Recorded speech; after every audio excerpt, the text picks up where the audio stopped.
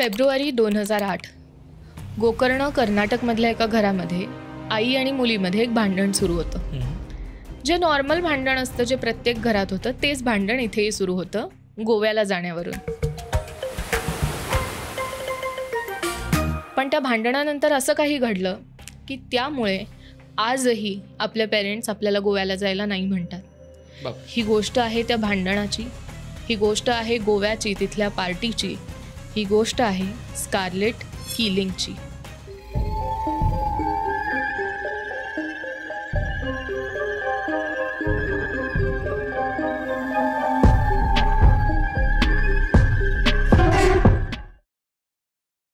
Fiona ही डेब्लिन UK तिचा जन्म झाला, तिथेच ती वाढली. फियोनाला 9 मुलं होती. बापरे. आणि ती 5 वेगवेगळ्या तिच्या बॉयफ्रेंडसोबत पार्टनरसोबत होती. ह्या 9 मुलांमधली 2 नंबरची म्हणजे स्कारलेट कीलिंग. 9 भावंडांसोबत त्यांचं आयुष्य नॉर्मल चाललेलं, म्हणजे नॉर्मल फॉर देम. ती त्या 9 मुलांना घरी म्हणजे होम स्कूल करत असते. खाण्यापिण्यावर फारसा खर्च येऊ नये म्हणून ते स्वतःच्याच भाज्या उगवायचे. त्यांच्या त्या लँडवर घोडे किंवा अजून गुरं वगैरे हे सगळे पाळायचे. सो असं एकदम आपल्याला कल्पनेच्या थोडं पलीकडचं, ज्याला आपण कोट अँड कोट हिप्पी आयुष्य म्हणतो, तसं ते हिप्पी आयुष्य जगत असतात. आणि हेच आयुष्य जगत असताना ते डिसिजन घेतात की आता हिप्पी लोकांची जी पंढरी आहे गोवा, त्या गोव्यामध्ये आपण एक 8 महिन्याची वेकेशन घेऊया. कारण एनिवे होम स्कूलच करत असतात, त्यामुळे असं काही जागेवर त्यांना फार फरक नाही पडत. त्यामुळे त्यांच्याकडचे जे 1-2 घोडे होते ते विकले. चाइल्ड सपोर्टमधनं जे काही पैसे घेता येत होते ते पैसे सगळे घेतले. असं सगळं गोळा करून प्लॅन असा होता की 8 महिन्याची मोठी ट्रिप गोव्याला करायला ही सगळी फॅमिली आली. ही फॅमिली म्हणजे फियोना, स्कारलेटची 7 भावंड आणि फियोनाचा तेव्हाचा जो बॉयफ्रेंड होता रॉब. स्कारलेटचा मोठा जो सगळ्यात भाऊ होता तो मात्र येऊ शकला नाही, कारण त्याला ऑलरेडी तिकडे जॉब लागलेला, तो आयुष्यामध्ये स्थिर होत होता.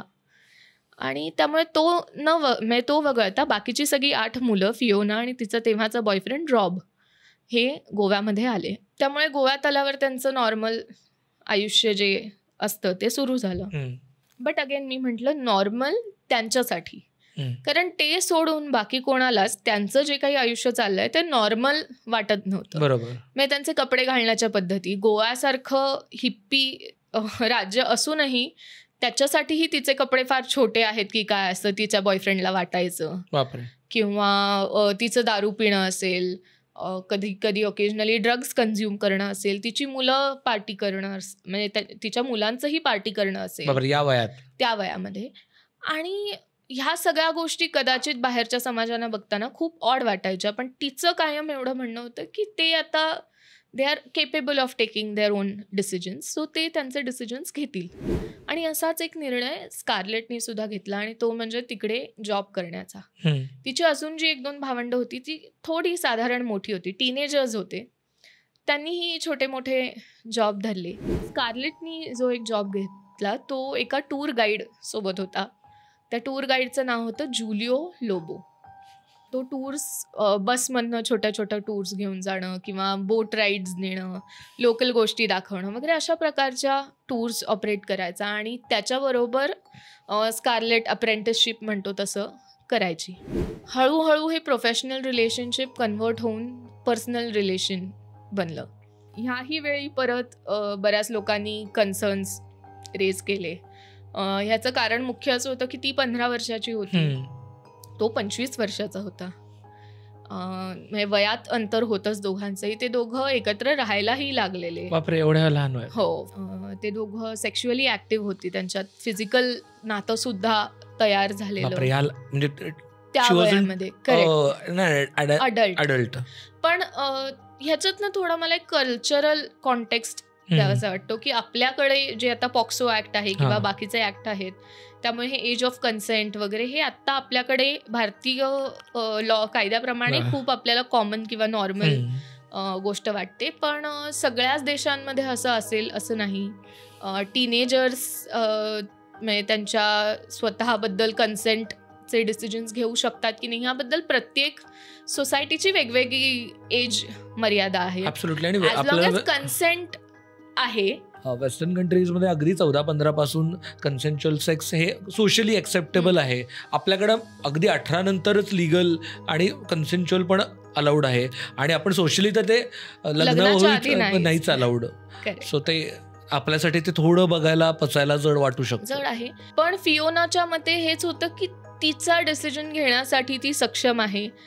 तिला मी तेवढी पॉवर दिलेली आहे आणि तिला स्वतःचा सांभाळ करता येईल. त्यामुळे जरी तिच्या बाकीच्या लोकांनी कन्सर्न्स रेज केले तरी फियोनानी तिला पूर्ण स्वातंत्र्य दिलेलं होतं.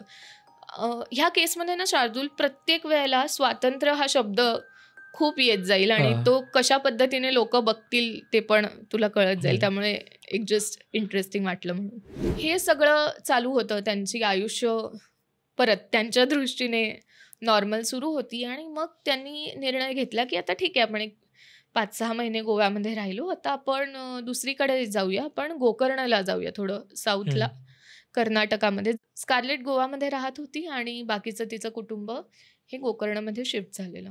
काही वेळाने स्कारलेट, म्हणजे साधारण जानेवारी-फेब्रुवारीच्या सुमारामध्ये स्कारलेट परत आपल्या घरी गोकर्णला गेली, आपल्या फॅमिलीला भेटायला वगैरे. आणि तेव्हा सगळं नॉर्मल होतं. म्हणजे तेव्हा तिने इनफॅक्ट तिच्या आईला हे पण सांगितलं की मी एक ड्रग, एक्स्टेसी म्हणून ड्रग आहे ते घेते, ज्याला कदाचित डेट रेप ड्रग असं पण म्हणतात. त्याचं स्वतःहून ती सेवन करते हे तिने तिच्या आईला सांगितलं. पण तिच्या आईचं म्हणणं होतं, as long as you are responsible, तू काळजी घेऊन करतेस ना तर ठीक आहे. बापरे. हो, म्हणजे आई म्हणून थोडेफार क्वेश्चनेबल चॉईसेस नक्कीच आहेत. मॉरॅलिटीमध्ये नको शिरायला इथे. हां, पण म्हणजे आहेत, म्हणजे अगदी आदर्श मातांच्या लिस्टमध्ये कदाचित ही बाई नाही येणार. पण हे तिने अगदीच सहज मान्य केलं. त्यांची फॅमिलीची जी एकमेव गाडी आहे ती तिने एकदा नशेमध्ये गोकर्णमध्ये असताना ठोकली. तेव्हा मात्र त्यांचं भांडण झालं. त्याच भांडणाच्या वेळेला हिने सांगितलं की आता 14 फेब्रुवारीला व्हॅलेंटाईन्स डे येतोय आणि गोव्याला अंजुना बीचवर एक खूप मोठी पार्टी होणार आहे व्हॅलेंटाईन्स डेची आणि मला त्या पार्टीला जायचं आहे. इथे मात्र फियोनानी ठरवलं की नाही, एकतर वय नाही आहे तुझं किंवा जी काही कारणं तिला त्यावेळेला बेस्ट वाटली असतील, तिचे इन्स्टिंक्ट्स असतील, त्यामुळे तिने ठरवलं की हिला त्या पार्टीला जाऊ द्यायचं नाही. पण परत मी जे सुरुवात आपण जिथनं केली भांडणापासनं, ते भांडण त्यांचं सुरू झालं. ह्याच्यामध्ये कन्व्हिन्स करण्यासारखा एकच पॉईंट होता, ते म्हणजे तिचा जो जुलिओ बॉयफ्रेंड होता त्याची एक कॅथलिक आंटी आहे जी खूप रिलिजियस आहे आणि ती अंजुनालाच राहते आणि तिच्या घरी मी राहीन, अंजुनालाच जवळ पार्टी करीन आणि मग परत मी रात्री घरी येईन. म्हणजे ती माझ्यावर लक्ष ठेवायला असेल, ती रिलिजियस असल्यामुळे ती आम्हाला फार काही वाईहात गोष्टी करू पण देणार नाही, हे सगळं सांगून कन्व्हिन्स करून ती फायनली गेली. आणि अर्थात जे आपण गोव्याला जाताना करतो हे नॅचरली खोटं होतं. अशी कुठचीही आंटी नव्हती आणि ती एकटीच रूम घेऊन अंजुनाला राहत होती. बापरे. हे लगेचच, म्हणजे गेल्याच तिच्या आईला कळलं. हे काही फार काळ तिने लपवलं पण नाही. 14 तारखेची ती पार्टी झाली, ती तिकडे राहत होती, मजा करत होती. 17 तारखेला मात्र तिच्या आईला एक फोन आला. तो फोन होता UK वरून. जो तिचा भाऊ मागे राहिलेला होता UK मध्ये, त्याचा जबर ॲक्सिडेंट झालेला असतो आणि त्याला खूप मार लागलेला असतो. त्यामुळे हे सगळं कुटुंब ठरवतं की आता झाले, खूप महिने झाले आपल्याला इकडे येऊन, आता परत जायची वेळ आलेली आहे. 17 तारखेला हे कळवणारा फोन फियोना आणि स्कारलेटमधला शेवटचा फोन असतो. स्कारलेटला 17 तारखेला फियोना फोन करून सांगते की आता तुझ्या भावाची तब्येत बरी नाही आहे, त्याला दुखापत झालेली आहे, त्यामुळे आपण आता सगळ्या फॅमिलीने परत जायचं आपण ठरवतोय. सो आता आपण परत जाऊया, इथलं सगळं हळूहळू वाइंड अप करून. आणि त्यामुळे ती ठरवते की आता आपण आपली गोव्यातली जी आता सगळ्यांना गुड बाय म्हणायचं आहे, तर आपण आपली गोव्यातली शेवटची रात्र सेलिब्रेट करूया. तिला हे माहिती नव्हतं की ती तिची गोव्यातली नाही तर या जगातली शेवटची रात्र असणार आहे. देवा.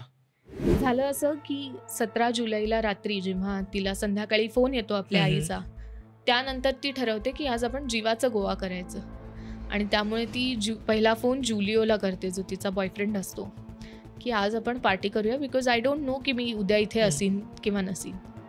पण जुलिओ म्हणतो की माझी तब्येत ठीक नाही आहे, त्यामुळे तो तिला भेटायचं टाळतो.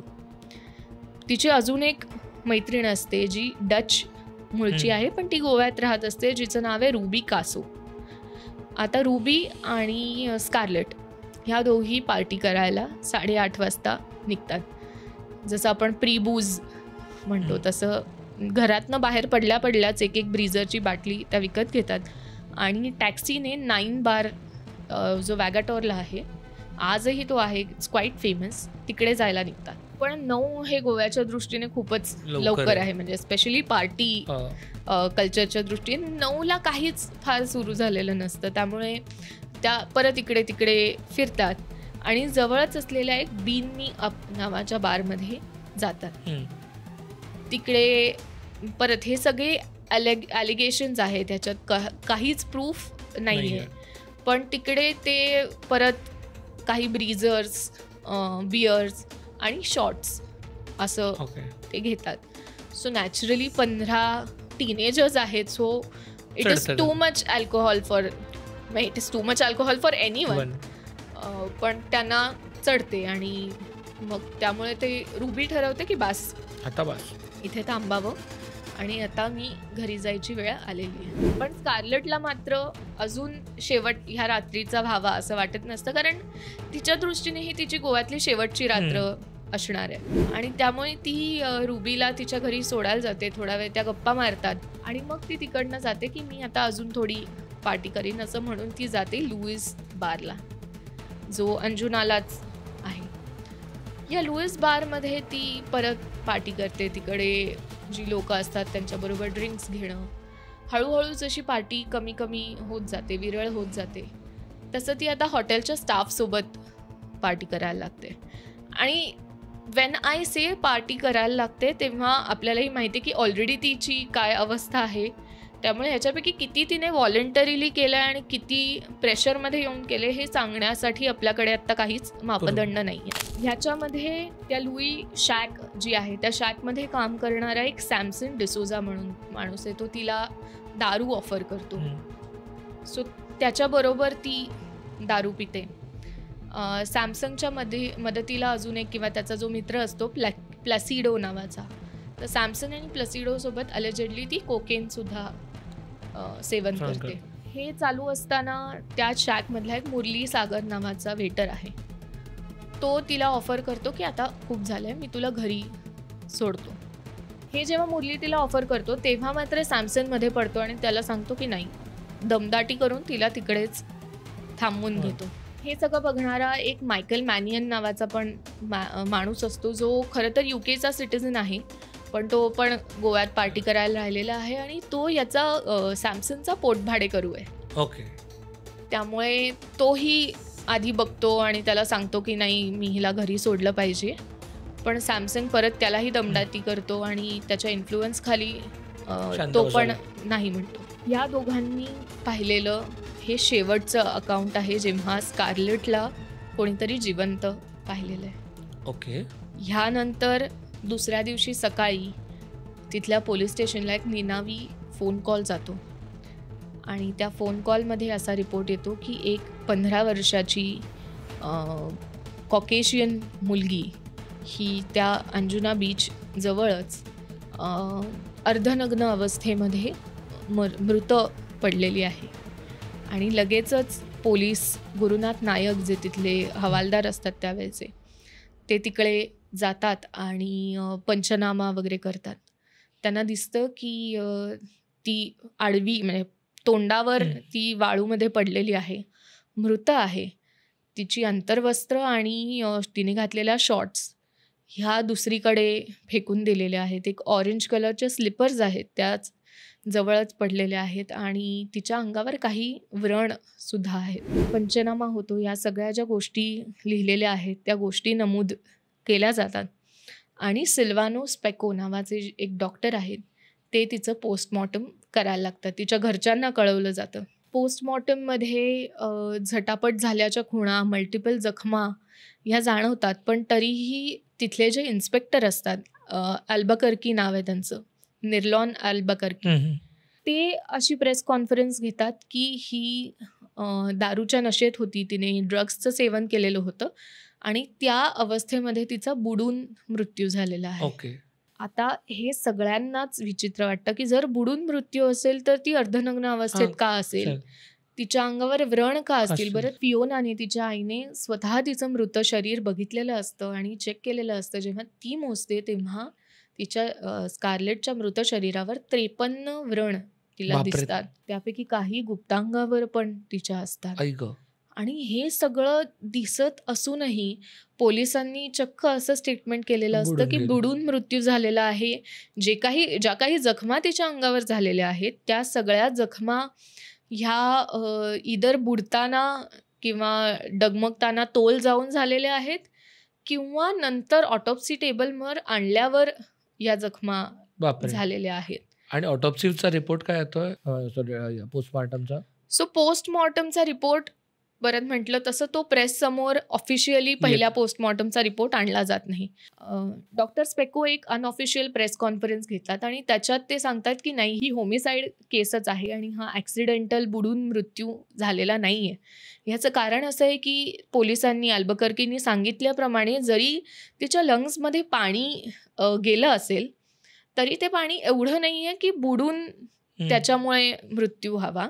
आणि दुसरं, ते जे पाणी आहे त्याच्यामध्ये खूप वाळू आहे आणि त्यामुळे ते शॅलो भागातलं पाणी आहे, डीप समुद्रामधलं पाणी नाही आहे. कारण सुरुवातीचं जसं गढूळ पाणी असतं ना, अगदी पाणी सुरू होताना तसं पाणी आहे. त्यामुळे सँड कंटेंट इतका पाण्यामध्ये आहे, म्हणजे ती खूपच उथळ भागामध्ये ती मेलेली आहे. त्यामुळे बुडून मृत्यू झालेला असल्याचे चान्सेस, मेल्यानंतर पाणी गेल्याची शक्यता जास्त आहे. करेक्ट, किंवा बेशुद्ध असताना किंवा असं, म्हणजे बुडून मृत्यू झालेला नाही अशा अर्थी. पण स्पेकोनी पण जी तिचं पोस्टमॉर्टम केलेलं आहे ते काही 100% बरोबर नव्हतं.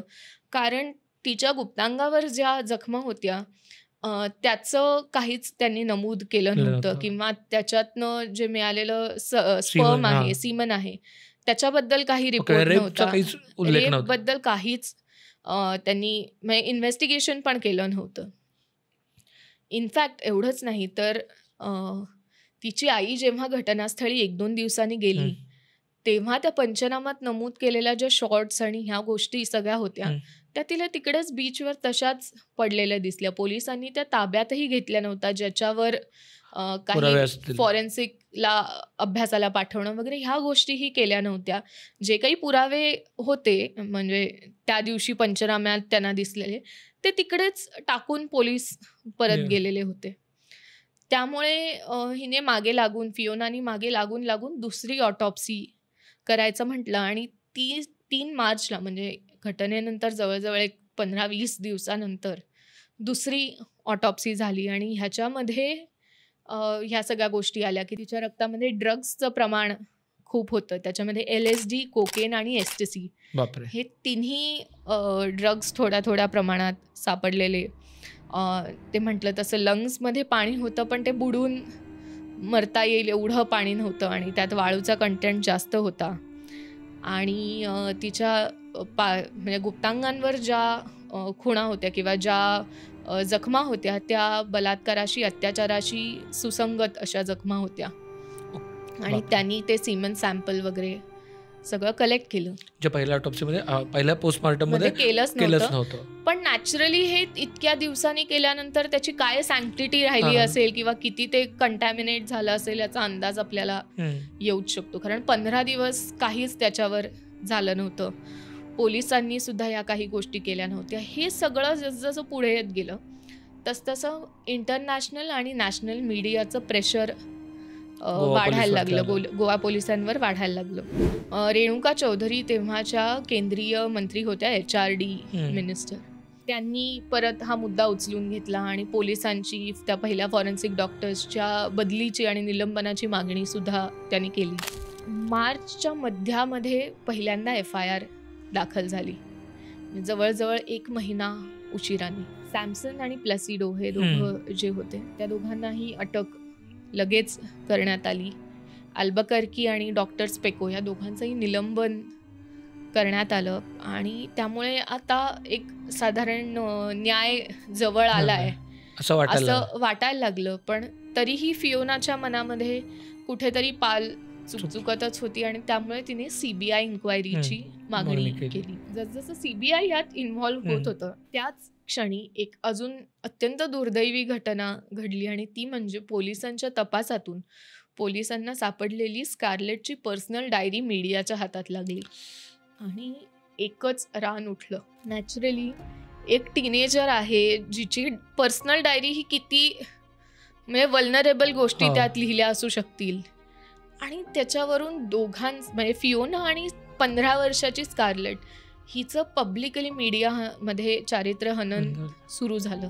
तू आजही या केसबद्दल गुगल केलंस तर तुला पहिले जे काही एक 7-8 रिपोर्ट्स दिसतील त्यामध्ये साधारण एक 60 ते 70% भाग हा ह्याचाच आहे की कशा प्रकारचे कपडे ते घालायच्या, कशा प्रकारचे त्यांचे बॉयफ्रेंड्स आणि हे सगळं होतं, कशा प्रकारे त्या पार्टी करायच्या आणि कुठेतरी हा एक धागा होता की ह्या सगळ्यामुळे ही गोष्ट झाली आहे आणि कित्येक वर्ष हीच गोष्ट सातत्याने मीडियामध्ये चालू होती. मग फियोनाला आई म्हणून क्वेश्चन करणं, स्कारलेटचे प्रत्येक डिसिजन्स क्वेश्चन करणं आणि मग जबाबदारी ह्या गोष्टीबद्दल बोलणं की मुलीची पण नाही का काही जबाबदारी.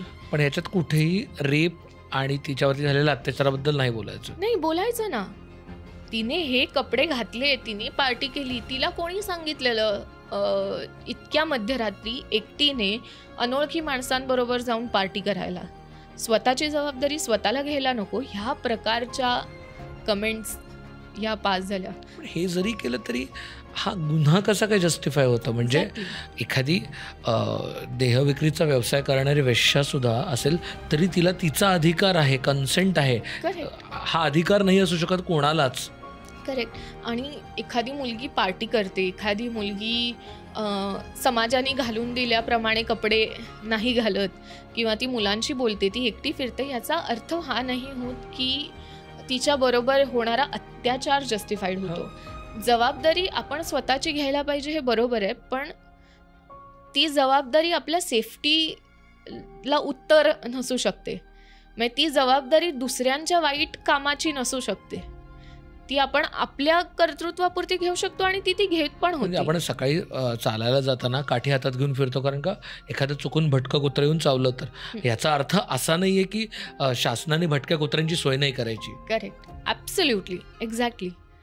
आणि हे सगळं चालू होतं पण तोपर्यंत सुदैवाने CBI आपलं काम करत होतं.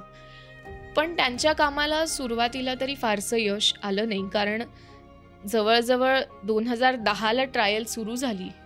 2008च्या फेब्रुवारी 2008 नंतर 2 वर्षांनी ट्रायल प्रत्यक्षात सुरू झाली. त्याच्यामध्ये एकूण 72 विटनेसेस एक्झामिन केले गेले. पण या 72 मधला एक विटनेस मिसिंग होता आणि तो विटनेस म्हणजे मिकेल मनिनो, जो आय विटनेस होता, जो त्यांचा स्टार विटनेस असणं अपेक्षित होतं. तो ही घटना झाल्याच्या काही महिन्यातच दिल्लीला गेला. दिल्लीला ब्रिटिश हाय कमिशनकडे तो गेला आणि त्यांनी घटना प्रकार सांगितल्यावर ब्रिटिश हाय कमिशननी सांगितलं की आत्ता तुला इथनं ताबडतोब निघून जायला पाहिजे कारण तू ह्या घटनेमध्ये अडकू नकोस. त्यामुळे जो स्टार विटनेस होता, जो तिला न्याय मिळवून देऊ शकला असता, तो आपल्या देशात परत गेला. त्याला समन्स पाठवले गेले, त्याला बोलवलं गेलं, पण तो म्हणाला की मला इथे आलो तर माझ्या जीवाला धोका आहे, त्यामुळे मी इथे येणार नाही. आता त्यावेळेला टेक्नॉलॉजी इतकी प्रगत नव्हती पण तरीही खटाटोप करून CBIनी व्हर्च्युअली किंवा व्हिडिओ कॉन्फरन्सिंगद्वारे त्याची टेस्टिमनी घ्यायला तो त्याला केलं किंवा कोर्टाची परमिशन मिळवून दिली आउट ऑफ द वे जाऊन. पण मला खूप माझ्या मनाला ट्रॉमा झालेला आहे आणि त्या ट्रॉमा आणि PTSDमुळे मी हे स्टेटमेंट देऊ शकणार नाही असं म्हणून त्यांनी काढता पाय घेतला. आणि पोलिसांनी केलेलं बॉच्ड इन्व्हेस्टिगेशन, स्टार विटनेसचं न येणं आणि ह्या सगळ्याचा फायदा घेतला डिफेन्सच्या वकिलांनी आणि त्यांनी ती डायरी एव्हिडन्समध्ये सबमिट केली आणि म्हटलं की ह्या मुलीचं तुम्ही वागणं बघा, हिच्यावर कसा तुम्ही विश्वास ठेवू शकता, कशावरून हिनेच स्वतःच्या जीवाचं बरं वाईट केलं नाहीये. आणि ह्या सगळ्याच्या जोरावर त्या दोन्ही अक्यूजची निर्दोष मुक्तता झाली. न्याय झाला नव्हता, सगळ्यांमध्ये आक्रोश होता. फियोनाने ठरवलेलं आता काहीही केलं तरी आपण हे पुढच्या कोर्टामध्ये घेऊन जावं, पण ती वेळ आलीच नाही. कारण ह्याच्या आधीच सुदैवाने CBIने मुंबई उच्च न्यायालयामध्ये अपील दाखल केलं. त्या अपीलच्या वेळेला परत सगळे पुरावे सुरुवातीपासून मांडण्यात आले. सुदैवाने किंवा काय म्हणतात तशी उशिरा सुचलेलं शहाणपण म्हटलं तसं, जो मायकल मनीनो होता स्टार विटनेस, तो भारतात परत आला. त्यांनी बॉम्बे हायकोर्टला त्याचा पुरावा दिला.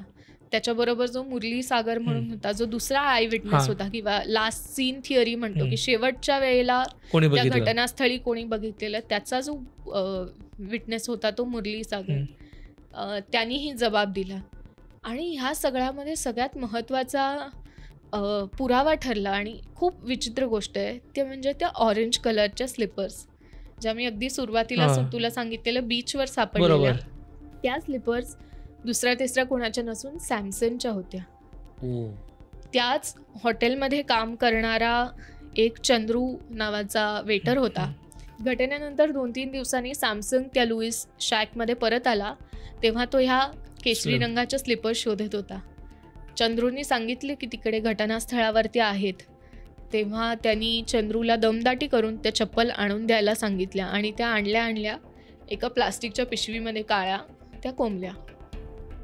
चंद्रूने हे स्टेटमेंट दिल्यावर जे RD धानुका जस्टिस होते त्यांनी हा मुद्दा नोट केला की ह्याच्यातनं त्याचं इंटेन्शन नक्कीच कळून येतं की समजा आपल्या चपला जरी राहिल्या असतील तिकडे तरी तो परत घेऊन प्लास्टिकच्या पिशवीमध्ये का कोंबेल, स्वतः घालेल किंवा घरी घेऊन जाईल, तो एव्हिडन्स डिस्ट्रॉय करण्याचा प्रयत्न का करेल इतक्या actively. So justice RD Dhanuka आणि पृथ्वीराज चव्हाण यांच्या बेंचनी त्या घटनेनंतर कित्येक वर्षांनी जवळजवळ 18-19 साली फायनल वर्डिक्ट दिला, ज्याच्यामध्ये प्लेसिडोला पुराव्याअभावी सोडण्यात आलं. पण सॅमसंगला मात्र त्याच्या गुन्ह्याची शिक्षा मिळाली, 10 वर्षाची शिक्षा मिळाली. कारण पोलिसांनी केलेल्या त्रुटींमुळे पूर्ण त्यांना सबळ पुरावा मिळाला नाही मर्डरची ट्रायल करण्यासाठी. त्यामुळे कल्पेबल होमिसाइड म्हणतात तसं, सदोष मनुष्यवध, ह्याची शिक्षा त्याला दिली, जी मर्डरपेक्षा थोडी कमी असते, खालची असते. आणि 10 वर्षाची शिक्षा त्याला देण्यात आली आणि जस्टिस मिळाला या बाबतीत. अक्यूजकडून म्हणजे त्याच्या शिक्षेला ती न्यायापर्यंत पोहोचली, पण समाजाने जो अपराध केलेला आहे त्याला कोण न्याय देणार? आपली मुलगी गेलेली आहे आणि आपल्या स्वतःच्या चारित्र्यावर, आपल्या गेलेल्या 15 वर्षाच्या मुलीच्या चारित्र्यावर रोज शिंतोडे उडवले जात आहेत प्रत्येक मीडिया हाऊस, न्यूजपेपर्स, सगळ्यांकडनं. ह्या गुन्ह्याला शिक्षा काय? आणि मग हा जर आपला समाज असेल तर नक्की गुन्हेगार कोण आहे? हे किती धक्कादायक आणि वाईट आहे की एक 15 वर्षाची मुलगी मरून पडलेली दिसतीये आणि नग्नावस्थेत दिसतीये. ते इन्व्हेस्टिगेशन क्लिअरली इंटेन्शन दिसतंय, तरीही ते जे नेकेड आईजला तिच्या आईला दिसतंय, म्हणजे जे उघड्या डोळ्यांनी तिच्या आईला दिसतंय, ते एखादा पोस्टमॉर्टमचा डॉक्टर बघत नाही, समाज बघत नाही. आणि ती कॅरेक्टर कशीही असली तरी तिच्यावरती रेप करण्याचा, तिला मारून टाकण्याचा अधिकार कोणत्याही याच्यात. आपण अजमल कसाबला सुद्धा पूर्ण न्यायप्रविष्टींनी हे दिलं, तर एखाद्या व्यक्तीचा मर्डर करण्याचा अधिकार कोणाला कसा मिळू शकतो? करेक्ट. म्हणजे इनफॅक्ट आपणच दोघांनी जी अमृता देशपांडेची केस डिस्कस केलेली त्याच्यामध्ये किंवा ह्या केसेसमध्ये ना मला एक खूप पर्टिक्युलरली जाणवतं की म्हणजे मृत्यू होताना किंवा घटना घडताना त्या मुलीने काय कपडे घातलेले हे प्रत्येक न्यूजपेपर आर्टिकलचा भाग का होता. इथे सुद्धा तिने निळ्या रंगाची शॉर्ट्स आणि लाल कलरचा स्लीवलेस वेस्ट असं घातलेलं होतं. हे प्रत्येक रिपोर्टमध्ये, प्रत्येक मीडिया आर्टिकलमध्ये का आहे? तिने मृत्यूच्या वेळेला काय कपडे घातलेले हा का कन्सर्न असू शकतो? आणि हे मुलाबद्दल कुठल्याच मुलाबद्दल लिहिलेलं नसतं. म्हणजे अर्थात पंचनामा करताना हे लिहिणं हे पोलिसांचं काम आहे. त्यामुळे कारण त्याच्यामुळे ओळख पटू शकते ह्या सगळ्या गोष्टी. पण मीडिया रिपोर्टमध्ये हे डिस्क्रिप्शन म्हणून का वापरलं जातं प्रत्येक वेळेला त्या मुलीबद्दल अशी एखादी घटना घडली तर? हे झाल्यानंतरही फिओनाला असे प्रश्न विचारण्यात आले की तुला रिग्रेट वाटतो का आता? ती म्हणाली हो, मी तिला जाऊ दिलं ह्याच्याबद्दल मला रिग्रेट वाटतो, पण मला माझ्या पेरेंटिंग स्टाईलबद्दल अजूनही रिग्रेट नाही वाटत आहे. पण हा प्रश्न विचारणंच किती चुकीचं आहे. म्हणजे तुम्ही तिला ब्लेम करताय. म्हणजे आपण गुन्हेगारमध्ये कायम हे वाक्य म्हणतो की समाज हा गुन्हेगार घडवत असतो. हे बरोबर आहे की त्या गुन्हेगारी प्रवृत्तींना समाजामुळेच खतपाणी मिळतं. हे जर खरं असलं तरी विक्टिम सुद्धा समाजच घडवत असतो. जर एखादी मुलगी फ्री आहे, ती पार्टी करते आहे, ती दारू पिते आहे, ती मिळून मिसळून राहते आहे, म्हणजे आपला हक्क बनतो हिच्याबरोबर वाटेल ते करायचं, ही कुठेतरी समाजानेच मनामध्ये भरवलेली अत्यंत चुकीची धारणा आहे, नाही का? पण म्हणजे अगदी हे ड्रग्ज आणि हे तरी एका एक्स्ट्रीम लेवलचं बघतो आपण. कॉर्पोरेट्समध्ये एखादी मुलगी जर नीटनेटकी येत असेल, छान येत असेल, ती सगळ्यांची फ्रेंडली पद्धतीने बोलत असेल, सगळ्यांची म्हणजे ती असं मुलगा मुलगी असा भेद न बाळगता बोलत असेल, तरी ती इझी टार्गेट होऊन जाते. हे काय असतं? अरे ती स्लटच आहे, ते कोणाशी, हे जे काही शब्द वापरले जातात हे खूपच भयानक आहे. आणि यातनंच ह्या सगळ्या गोष्टी कुठेतरी खतपाणी मिळतंय असं म्हणू शकतो आपण. खरं अगदीच अगदीच. म्हणजे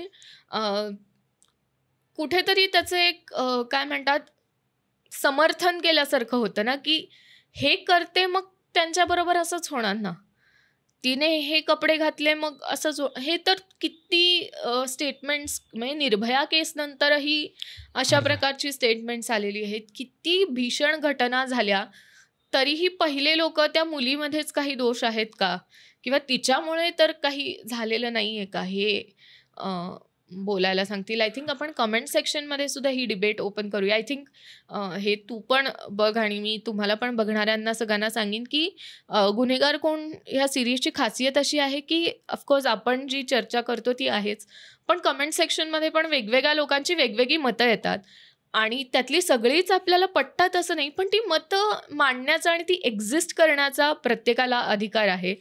आणि नागरिकशास्त्राचं मूळच हे आहे की सिटिझन्सना एक्सप्रेस करायला लावणं.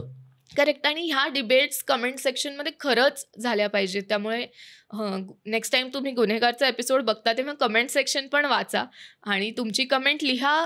जरी लिहाविषयी नाही वाटली तरी दुसऱ्यांच्या कमेंट्स नक्की वाचा आणि त्याच्यातनं तुम्हाला काय वाटतंय ते सांगा. ह्या केसबद्दलही तुम्हाला काय वाटतंय, समाज म्हणून काय जबाबदारी आपण अजून चांगल्या पद्धतीने पार पाडू शकलो असतो हे पण आम्हाला नक्की सांगा. आणि असंच तुम्हाला पुढे कुठच्या केसेस बघायला आवडतील हेही आम्हाला कळवत राहा. धन्यवाद.